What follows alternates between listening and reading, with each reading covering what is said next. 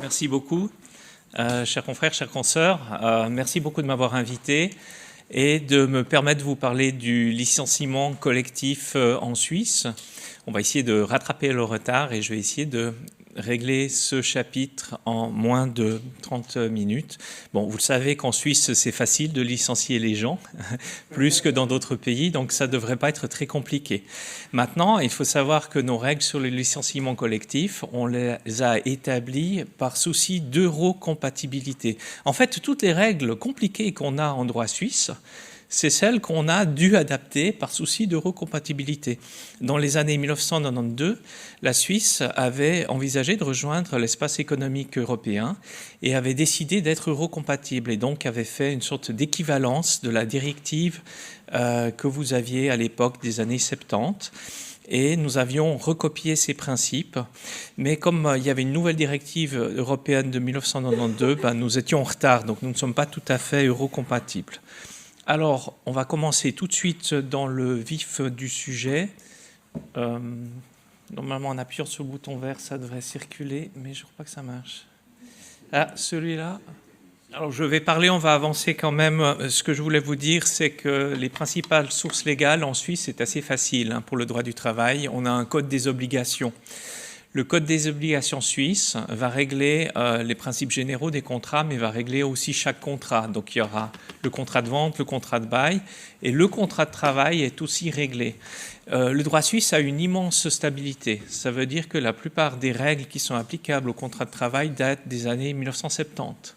Il y a eu quelques petits changements, quelques nouveaux articles qui en général portent une lettre à la fin de leur article, quelques petits changements, mais la stabilité est très grande. Et on a donc ces articles, c'est les articles 335D qui règlent la question des règles du licenciement collectif. On a, le siège de la matière est aussi dans une loi qui s'appelle la loi sur le service de l'emploi, où il y a quelques règles que l'on doit considérer si on fait ce que l'on appelle non pas le licenciement collectif au sens du Code des obligations, mais un petit licenciement. Alors maintenant, qu'est-ce que c'est qu'un licenciement collectif en droit suisse ? Je vais vous lire finalement ce que nous dit l'article 335D qui résume finalement toutes les conditions pour devoir appliquer les règles du licenciement collectif.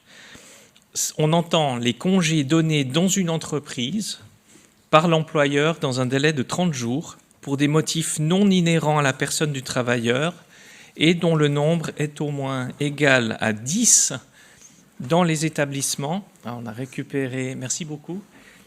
Et voilà. Donc voilà l'article 335D.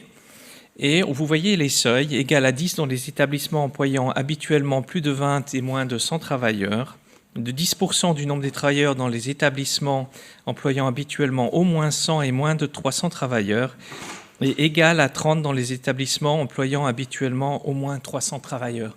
Donc on va reprendre ces conditions. Alors d'abord, les congés sont donnés à l'initiative de l'employeur. Donc pour le calcul des seuils, pour savoir si on doit lancer un projet de congé de licenciement collectif, on doit se demander quelle quantité de postes on va supprimer et on va devoir déjà anticiper. Alors, les démissions des employés ne sont pas considérées et c'est vraiment les licenciements que l'employeur entend donner. Et puis, on a un critère donc de temps. C'est une période de 30 jours consécutive, en fait. Donc, un employeur qui se dit je veux réduire une grande partie de mon staff, j'ai actuellement 100 employés, je vais en licencier un certain nombre, mais je vais en licencier 5 en juin, 5 en août et 5 en octobre. Eh bien, on ne réalise pas la condition d'avoir un seuil dans les 30 jours. Donc, il faut vraiment prendre chaque fois une période de 30 jours consécutive pour voir si les seuils seront atteints. Alors bien sûr, des employeurs peuvent se dire je vais faire du saucissonnage, je vais licencier mes employés au fil de l'eau, comme ça je n'atteindrai pas les seuils, donc j'en licencie 2 chaque mois, Mettons que le seuil est à 10, ben, j'en fais 9 chaque mois et je ne serai jamais en dessous, j'atteindrai jamais le seuil. Eh bien, c'est possible à certaines conditions. C'est possible si vous avez un motif objectif pour le faire. Par exemple, je veux licencier l'opérationnel le mois de mai et puis les informaticiens, j'en ai encore besoin pendant 2 mois et puis j'ai encore besoin de certain nombre de staff pendant quelques mois. Donc là, vous avez une justification qui est objective. Et puis, reconnaissez la doctrine suisse de dire maintenant, même aussi des préoccupations sociales pour l'emploi.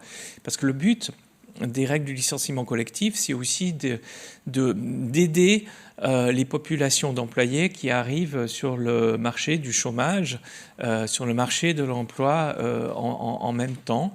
Et la doctrine aussi suisse s'est dit que c'était aussi à l'avantage des employés de faire du saucissonnage pour éviter, mettons, que 30 employés techniciens spécialistes soient licenciés pour la même date, et bien de dire j'en licencie une partie en janvier, ils ont après le temps de se recaser, et j'en licencie une autre série en mars.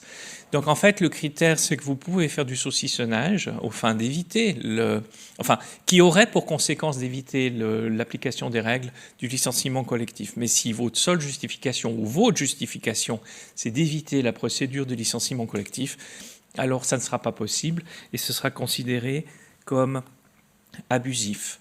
Alors maintenant aussi dans la planification du projet, pour savoir, et c'est la question qu'on posera à un avocat, est-ce que je dois respecter les règles du licenciement collectif? Eh bien on sait qu'on ne devra compter que ce qui est les licenciements donnés donc à l'initiative de l'employeur, mais qui ne sont pas causés pour des conditions, des situations qui sont imputables à l'employé.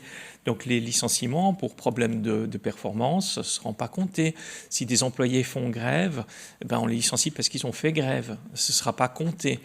Alors seront comptés les licenciements pour restructuration, pour raisons économiques, pour fermeture d'entreprise, par exemple. Et puis là, on vous a donné dans ce slide le nombre minimum de licenciements envisagés. Donc on va devoir chaque fois avec le client dire mais vous envisagez combien de licenciements et à quelle date? Et puis donc là il y a des nombres minimaux. Donc on sait que si au total de toute façon c'est que 9 travailleurs qui seront licenciés, on est de toute façon en dessous des seuils. Et puis il y a 2 critères. Donc il y a le nombre de travailleurs qu'on va licencier, mais il y a aussi le critère de il faut le comparer à quoi? Et on le compare à l'établissement. Alors l'établissement, la notion d'établissement, on va prendre aussi le nombre d'emplois dans l'établissement. Et donc, une des premières questions, quand un client dit « j'ai un projet de licenciement collectif », c'est de se dire « mais où ?» Ce sont nos bureaux de Lausanne, d'accord. Mais vous avez aussi des bureaux à Zurich, vous avez aussi des bureaux à Genève, puis à Lausanne, vous avez plusieurs bureaux. Alors, il nous faut qu'on détermine ce que c'est qu'un établissement. Parce qu'en fait, le critère n'est pas l'entité, l'employeur, l'entité juridique. Une entité juridique peut constituer à elle seule un établissement, mais des fois, l'entité juridique est divisée en plusieurs établissements. Et toutes ces questions de seuil, on doit les regarder qu'au niveau de l'établissement. Et donc, l'avocat suisse devra vraiment examiner, est-ce qu'on part du principe que l'employeur a plusieurs établissements ou pas? Et souvent, on est dans des questions un peu compliquées. Parce que des fois, c'est pas clair. Alors, c'est clair, par exemple, quand vous avez une banque qui a une succursale inscrite au registre du commerce à Zurich, une succursale inscrite au registre du commerce à Neuchâtel, et là, vous vous dites, ça, c'est clairement des établissements distincts. Maintenant, si vous avez des offices postaux, et ça avait occupé aussi le tribunal, vous en avez un dans le quartier des Eaux-Vives à Genève, un autre office postal dans le quartier de Champel. Est-ce que ça, c'est des établissements, c'est l'entité juridique La Poste qui couvre toute la Suisse? Est-ce que ça vaut établissement ou ça vaut pas établissement? Alors, j'ai anticipé une slide, on va passer directement à celle qui porte sur cette question. La définition d'établissement, c'est une structure organisée, dotée en personnel, en moyens matériels et immatériels qui permettent d'accomplir les objectifs de travail. Donc, il faut une certaine autonomie. Mais là, c'est assez compliqué donc de pouvoir déterminer ce qui est un établissement. Je reviens sur la slide précédente pour expliquer en fait le critère. Le critère, c'est le nombre d'emplois et c'est le nombre d'emplois qui sont en général occupés dans l'établissement. Donc pour savoir quel seuil utiliser, et une fois que j'ai déterminé j'ai un établissement, ben je me dis mais combien il y a de postes dans cet établissement? Alors souvent on fait une moyenne sur les 12 derniers mois. Donc on va se dire en général dans l'établissement il y a peut-être 19 employés selon la moyenne. On va prendre les contrats de durée déterminée, on va prendre les contrats de durée indéterminée, on ne va pas prendre en compte les stagiaires, les bénévoles. On ne va pas prendre en compte les employés qui seront loués chez nous, mais qui ne sont pas nos employés, hein, qui sont loués, qui sont par exemple par des employer record ou autres. Et on va avoir après le nombre d'employés dans l'établissement. Et s'il est inférieur à 20, eh bien là, on se dit, on est de toute façon, on ne va pas parler de licenciement collectif, parce qu'un licenciement collectif, il faut avoir un établissement d'au moins 20 personnes, et puis une fois qu'on a déterminé le nombre d'employés habituellement employés dans l'établissement, ben on va regarder au vu de notre projet si effectivement le nombre des personnes qu'on envisage de licencier va atteindre les seuils que vous voyez sur le slide, hein, 10 travailleurs, 10% des travailleurs ou 30 travailleurs. Maintenant, il faut aussi savoir qu'il y a une règle spéciale concernant les contrats de durée. Voilà, les contrats de durée déterminée. Les contrats de durée déterminée sont pas considérés dans les emplois à licencier, sauf dans la mesure où on laisse courir le contrat jusqu'à la date de fin. Par contre, si on veut casser le contrat avant la fin de la durée déterminée, il faut les prendre en compte. Il y a des règles d'exclusion. On ne va pas appliquer les règles sur le licenciement collectif lorsqu'il y a une cessation d'activité sur ordre du juge ou en cas de licenciement collectif à la suite d'une faillite ou en cas de concordat par abandon d'actifs. Alors, la procédure, parce qu'en fait, les règles du licenciement collectif ne sont pas là pour compliquer ou pour interdire de licencier, hein. Le droit suisse permet de licencier. On estime qu'on a un filet de sécurité sociale suffisamment fort. Les personnes, après, vont au chômage, peuvent toucher entre 70 et 80% de leur salaire pendant une certaine période qui peut aller jusqu'à 2 ans. Le marché du travail est plutôt bon, donc on protège peu contre le licenciement, ce qui permet aussi d'avoir des entreprises qui fonctionnent bien parce qu'elles ont une main-d'œuvre qui est performante, parce que quand les gens ne sont pas performants, ben, ils vont émarger ailleurs. Et donc, il y a une optimisation qui se fait de façon régulière. Alors, toutes ces règles de licenciement collectif permettent de mettre en œuvre en fait une procédure d'information et de consultation. Alors, il faut le faire au moment où l'employeur va envisager un licenciement collectif. Et donc, c'est quand il se rend compte qu'il va atteindre les seuils ou qu'il a un projet où il va atteindre ces seuils. Maintenant, il y a des questions un peu plus épineuses quand l'employeur ne veut pas forcément licencier ses employés, mais veut modifier les contrats de ses employés. Il aimerait les garder, mais il va modifier les contrats de ses employés. C'est ce qu'on appelle en droit suisse, si l'employé n'accepte pas la modification du contrat, c'est une figure qu'on appelle le congé modification. Par exemple, je suis une société qui est basée à Genève et je veux déménager tout mon siège à Zurich et tous mes employés à Zurich. Alors j'ai 2 choix pour le faire. Soit je licencie tout le monde et en même temps je leur propose un nouveau contrat, et ça c'est ce qu'on appelle le congé modification au sens strict. Soit je propose un nouveau contrat avec le changement de place de travail à tout le monde, et s'ils refusent, après je résilie les contrats de travail. Alors dans le premier des cas, comme je commence directement par le licenciement, eh bien là je devrais suivre avant la procédure de licenciement collectif, puisqu'en fait je commence par un licenciement et je vais licencier tout le monde, dans l'espoir que tout le monde va accepter le nouveau contrat avec le changement de place de travail. Maintenant, il y a l'autre optique, c'est de dire j'essaye de commencer très gentiment en demandant l'accord de tout le monde sur le nouveau contrat. Et puis finalement, après, c'est plutôt une question de pronostic. Parce que si le changement est peu matériel, où j'ai l'impression qu'à la fin des fins, presque tout le monde va accepter la nouvelle offre, eh bien peut-être que j'aurai extrêmement peu de licenciements à faire. Donc je n'aurai pas besoin de faire la procédure de licenciement collectif. Par contre, il peut arriver des fois où vous savez qu'il y aura quand même beaucoup de personnes qui vont refuser de vous suivre et vont refuser le nouveau contrat. Et donc, vous savez déjà que les licenciements sont inéluctables dans un processus, dans une sorte de projection. Et alors, dans ce cas-là, eh bien, il est recommandé de faire la procédure de licenciement collectif avant. Et donc, ce serait d'indiquer aux employés, on dit, on envisage de transférer un certain nombre de postes de travail ailleurs. On pense déjà que les seuils seront atteints parce que beaucoup d'entre vous vont refuser. Et là, on commencerait déjà la procédure de licenciement collectif sans tarder. Alors, la procédure, elle commence par un courrier aux employés. On va leur donner quelques informations minimales. On va dire les motifs du licenciement collectif, on va dire le nombre des travailleurs qu'on envisage de licencier, et on va mettre le nombre des travailleurs habituellement employés, et la période pendant laquelle il est envisagé de donner les congés. En fait, ces indications-là, c'est celles qui permettent de vérifier les seuils. C'est celles-là qui sont données aux employés. Et comme vous voyez, on a des directives européennes de retard. On ne donne pas les catégories d'employés qu'on va licencier. On donne simplement le total projeté. Les employés ne peuvent pas venir dire « vous n'avez pas dit sur la lettre, mais est-ce que c'est le back-office qui sera renvoyé? Est-ce que c'est les IT? Est-ce que c'est les opérationnels ?» On n'est pas obligé de le dire.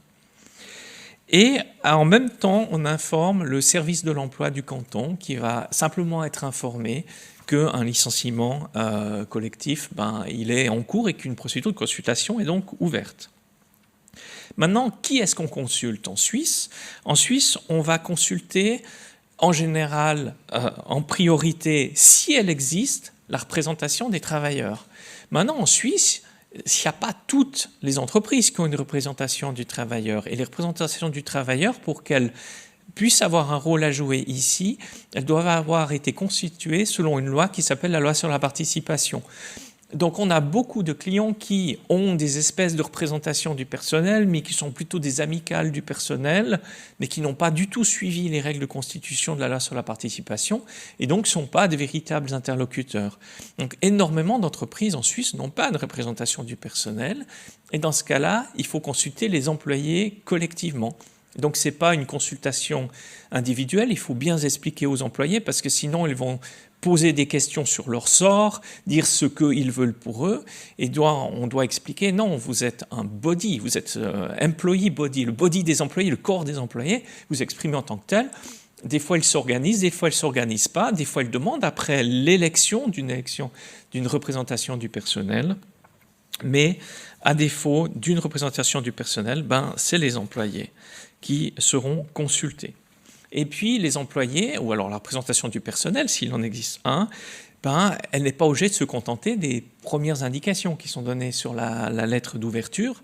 Elle peut demander des informations. Elle peut dire « on n'a pas bien compris pourquoi vous voulez faire ce projet, on aimerait plus d'informations. » Maintenant, normalement, ils n'ont pas le droit de commencer à ouvrir la comptabilité, il y a une sorte de balance à faire pour se dire, mais finalement, à quoi leur donner droit pendant la procédure de consultation. Mais en général, ils ont le droit aux informations nécessaires pour exercer leur droit de consultation, parce que le but de ces renseignements, le but de la consultation, c'est d'éviter les licenciements, donc c'est de permettre aux employés d'avoir des bonnes idées. Par exemple, si c'est une entreprise qui va fermer, peut-être que ce sera de dire, mais est-ce que vous avez pas discuter avec tel repreneur, telle entreprise, vous aurez pu faire une fusion, vous aurez pu vendre votre business, ou de limiter le nombre des employés, ou d'atténuer les conséquences. Et puis, dans la pratique, en général, la plupart des consultations, c'est la discussion, la proposition du plan social. Souvent, les employés, finalement, se disent que c'est cuit, que les licenciements ne vont pas les éviter, et finalement, la consultation, en général, porte quasiment exclusivement sur le contenu d'un plan social. Donc, les employés ont le droit et la possibilité de formuler des propositions. Et puis, ils ont donc un délai de consultation à cette fin. Et la loi, elle, ne donne pas de durée. Et donc, un peu la doctrine va dire, en général, on admet que 2 semaines, c'est suffisant. Il y a une doctrine un peu plus récente, plutôt de gauche, qui va dire, non, il faut 3 semaines. Mais ça tourne autour de ça. Donc, dans la pratique, beaucoup d'avocats vont peut-être donner 2 semaines, mais garder la possibilité d'offrir sur demande une 3e, voire une 4e semaine. Mais en général, on estime qu'il n'y a pas besoin de donner plus de temps pour une consultation. Une fois que ces 2 semaines sont finies, l'employeur va regarder toutes les propositions faites par les employés, et puis 2-3 jours après, il aura eu le temps de les examiner, et puis il va notifier après son projet formellement à l'autorité. Donc il va mettre les résultats de la consultation, de la présentation des travailleurs. Dans un dossier que je suis, est parti cette semaine un document avec 3 colonnes, avec la proposition de l'employeur sur le plan social et sur les mesures de soutien, une colonne avec les solutions proposées par les employés, puis la décision de l'employeur à ce sujet. Parce qu'en fait, la consultation n'est qu'une consultation, donc c'est une prise de position des employés, mais l'employeur doit juste examiner de bonne foi, mais il n'a même pas besoin de motiver sa décision, donc il reste maître de sa décision finale. Donc l'Office cantonal du travail va recevoir finalement les informations complètes. La consultation a été faite, il va avoir les renseignements dont il a besoin, et cette notification qui marque la fin de la consultation et de cette procédure est très importante, parce qu'il y a des sanctions si on omet d'envoyer cette notification, parce qu'on veut permettre la possible intervention, elle n'est pas fréquente, mais la possible intervention du service de l'emploi. Alors on veut éviter que les contrats soient donnés juste après ce courrier et qu'ils prennent fin très vite. Donc il y a une règle qui dit que les contrats ne pourront prendre fin au minimum que 30 jours après la notification du projet de licenciement, alors à l'Office cantonal de l'emploi. Alors cette règle, en général, dans la pratique, si vous avez fait bien les choses, elle ne vous embête pas, parce que les délais de congé en droit suisse sont d'un minimum d'1 mois. Donc de toute façon, si vous licenciez vos employés le jour où vous envoyez la fin ou 2 jours après avoir envoyé la lettre de fin au service de l'emploi, vos contrats de toute façon se termineront après ces 30 jours. Parce qu'en général, en Suisse, ça se termine, le délai minimal est d'1 mois, et c'est souvent 1 mois pour la fin d'1 mois. Beaucoup de vos employés ont des délais de 2 mois, de 3 mois. Et donc ça, cette règle elle est plutôt valable pour les gens qui seraient en période d'essai, parce que la période d'essai, qui peut être au maximum de 3 mois en droit suisse, les délais sont habituellement de 7 jours. Le délai de résiliation, vous pouvez même supprimer tout délai de résiliation.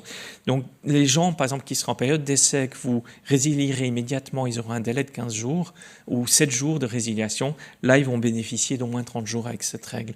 Maintenant, si vous omettez cette notification, alors vous avez à l'Office de l'emploi, vous avez des contrats qui ne se terminent pas, puisque le contrat ne pourra terminer qu'au plus tôt 30 jours après cette notification. Donc vous avez un risque et vous êtes sauvé, après c'est si l'employé a recommencé un travail ailleurs. Alors là vous dites qu'il ne pourra pas prétendre qu'il a un contrat qui n'a pas pris fin. Et puis après, s'il n'offre pas ses services, l'employé n'aura pas droit à son salaire de toute façon. Mais ça, c'est une règle importante à considérer en droit suisse. Après, c'est plutôt théorique. C'est l'intervention de l'Office cantonal du travail. L'Office va concilier les parties, va essayer de trouver des solutions, mais son intervention est en général assez théorique dans la plupart des cas. Donc en fait, c'est plutôt facile, le licenciement collectif en droit suisse. C'est juste 2 semaines de dialogue ou 3 semaines de dialogue avec les employés. Alors, il y a une protection, c'est que si vous ne faites pas cette procédure, le congé serait abusif. Et le maximum que vous devez payer, si vous avez fait un congé abusif dans ce cadre-là, c'est 2 mois de salaire au maximum. Donc tous les employés qui auraient été licenciés alors qu'il y aurait dû y avoir consultation peuvent aller chacun individuellement chez le juge et le juge va décider. Ce sera entre 0 et 2 mois. Le juge peut dire c'est 1 mois. Le juge peut dire vous avez retrouvé un travail immédiatement. je vous donne juste une petite somme d'argent, ou je vous donne juste un mois, ou c'est vraiment choquant, je vous donne 2 mois. Mais il y a une limitation. Et ce ne sont pas les syndicats qui peuvent aller pour vous, c'est vraiment l'employé qui doit aller chercher, le montant de son indemnité. Il y a ensuite une toute petite règle, donc dans une loi qui règle le service de l'emploi, des fois on peut l'oublier, qui ne règle pas la procédure d'information-consultation, mais c'est une règle qui dit que dès que vous faites plus de 10 licenciements dans le même mois, civil, vous devez informer le service de l'emploi. En fait, en pratique, on va remplir un tableau avec la liste de certaines données sur les personnes qu'on a licenciées. C'est aussi pour permettre au service de l'emploi de voir un peu ce qui se passe dans les sociétés et de pouvoir anticiper l'arrivée au chômage. Ce seuil de 10, il est diminué, les cantons peuvent le diminuer à 6. Et à Genève, par exemple, c'est 6. Donc une entreprise qui licencie 6 personnes à Genève dans le même mois est censée remplir ce tableau qui doivent être donnés au service de l'emploi au moins, au plus tard, au moment où l'employé reçoit son congé. Maintenant, on a une règle un peu plus contraignante qui est plus récente, où on va parler du plan social et même ici du plan social obligatoire. Alors, ici, dans ce cadre-là, c'est une convention entre l'employeur et les travailleurs, ou ça peut être une convention collective si elle est négociée avec un syndicat. Donc en droit suisse, en général, dans un licenciement collectif ordinaire, souvent la discussion va être sur un plan social, mais l'employeur n'est pas forcément obligé d'en donner un. Par exemple, un grand hôtel historique de Genève, il y a quelques années, a licencié juste avant le Covid toute son équipe. Il n'a pas offert de plan social. Les gens ont essayé de se plaindre à des chambres collectives, ils n'ont rien obtenu. Ils sont écrits au gouvernement, ils n'ont rien obtenu. Ils sont écrits à l'actionnaire, ils n'ont rien obtenu. Ce n'est pas obligatoire. Maintenant, ici, c'est obligatoire. Alors, c'est obligatoire dans quel cas? C'est quand vous avez au moins 250 travailleurs habituellement employés dans l'établissement. Donc, ce n'est pas souvent que vous avez des établissements, parce que là, on ne parle pas d'employeurs, donc vraiment, l'établissement, cette unité est plus ou moins autonome. Donc, déjà, il faut en avoir 250. Mais si, dans cet établissement, vous envisagez de licencier 30 personnes, alors là, 30 personnes pour des raisons qui sont pas liées à leur personne, restructuration, là, vous devez appliquer les règles du plan social obligatoire. Et ce qui change par rapport aux règles qu'on a vues tout à l'heure, où il y avait cette règle où on doit tenir compte d'un périmètre de 30 jours, ici, il y a une règle très spéciale qui dit que quand c'est lié au même projet et que ce n'est pas dans les 30 jours, on doit quand même les cumuler. Donc, dans le licenciement collectif, je pourrais me dire, je veux en licencier 60, mais je vais en licencier 5 par mois, et comme ça, je n'ai pas à faire de licenciement collectif. Sous le cadre de ces règles-là du plan social obligatoire, si c'est lié au même projet, même si je fais 5 par mois, eh bien, je dois toutes les additionner et j'ai mon plan social obligatoire. Je dois additionner. Et là, on doit négocier. Alors, on négocie soit avec le syndicat si on est déjà lié par une société d'entreprise, s'il n'y en a pas par la représentation des travailleurs et s'il n'y en a pas directement avec les travailleurs. Alors, c'est compliqué de négocier directement avec les travailleurs dans la pratique.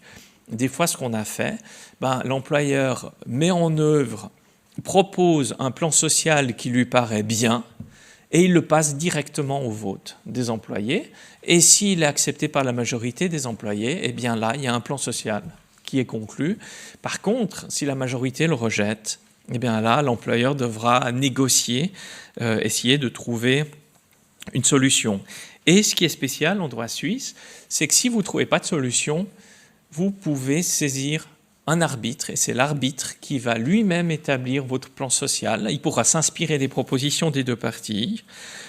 Alors, je vais passer sur le contenu du plan social, et je vais passer juste aux exemples. Il n'y a eu que 2 plans obligatoires qui sont connus et qui ont été tranchés par un organisme d'arbitrage. Et j'ai pensé utile que vous ayez dans ces 2 dernières slides une idée de ce qui a été décidé. Ce qui est intéressant, c'est que le premier plan social, je crois que ça concernait Orange, les parties se sont adressées à un organisme public étatique, un tribunal étatique pour faire l'arbitrage.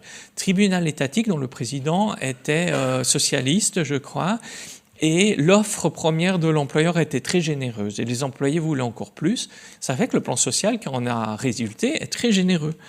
Il donne un mois, il va jusqu'à 18 mois de salaire, il y a un cap, et il était basé sur 1 mois du salaire de base pour chaque année de service, et puis il y avait des suppléments en fonction de l'âge. Par exemple, si j'ai plus de 55 ans, j'avais 6 mois en plus de salaire. Donc ça, c'est un plan très généreux. Le premier, finalement, qui est passé par arbitrage, était extrêmement généreux, même supérieur au marché, mais parce que les 2 parties étaient venues déjà avec des plans très généreux. Et puis, la dernière slide, c'est un plan dans la presse écrite. C'était le journal Le Matin Semaine, où c'est passé par arbitrage. Et là, c'est un petit peu moins généreux. C'était des arbitres privés. C'était un professeur qui avait rédigé un précis important, un professeur sulémanique, et puis un professionnel de l'arbitrage. Donc, ils ont décidé 1 demi-mois de salaire brut par année de service, et puis il y avait des suppléments. Et puis aussi, ce qui est très intéressant, c'est qu'ils ont, comme l'arbitrage a été fait bien après les licenciements, le temps que les parties essaient de négocier, l'employeur avait déjà fait le licenciement collectif, licencié les personnes, et bien au moment de la décision arbitrage, ils ont décidé de tenir compte du destin des employés. Et ils se sont dit, on ne va pas faire une grille, parce que ce qui est habituel, c'est de faire une grille par année d'ancienneté, en disant c'est tant par année d'ancienneté avec un cap. Ils se sont dit, on va encore mesurer le besoin de ces gens. Donc ils ont dit, mais il y a quand même beaucoup de ces personnes qui ont trouvé du travail immédiatement. Il y a beaucoup de personnes qui ont trouvé du travail dans les 2 mois. Donc ils ont rajouté une règle qui donne un maximum, en disant, non seulement il y a un maximum à 12 mois de salaire, mais on va tenir compte au maximum de leur période de chômage. Donc ceux qui ont retrouvé un nouveau travail équivalent au bout de 3 mois, ils n'ont pas pu avoir une indemnité supérieure à 3 mois de salaire. Alors ça fait que l'avocat, quand il n'arrive pas à négocier son plan social obligatoire, il peut toujours faire passer le message aux gens qui disent « Ah non, mais on n'aime pas votre cap à 12 mois de salaire, on aimerait que ce soit 18 mois de salaire ». L'avocat pourra très bien leur dire « Peut-être, mais si ça passe en arbitrage, c'est pas sûr qu'ils augmentent ton plan. Mais toi, si tu retrouves du travail tout de suite, peut-être qu'ils te donneront rien. » Tandis que quand vous faites un plan social obligatoire avant les licenciements, vous avez une grille. En général, vous ne pensez pas à cette règle-là. Et les gens, finalement, auront ce qui ressortira de la grille et vont l'empocher, même s'ils trouvent du travail tout de suite. Et donc ça, c'est quand même un argument assez dissuasif pour éviter que certaines têtes brûlées fassent capoter une procédure d'arbitrage, parce que ça crée une grande incertitude pour les employés qui ont envie d'avoir de l'argent tout de suite et de savoir à quelle sauce ils sont mangés tout de suite, plutôt que d'avoir une longue procédure. Et puis en même temps, après, ils savent qu'après, ce sera peut-être plus orienté sur les besoins et que ceux qui auraient été gagnants seront peut-être perdants. Donc c'était ce que j'avais à vous dire. On l'a passé en très rapide, les règles du licenciement collectif. Merci beaucoup.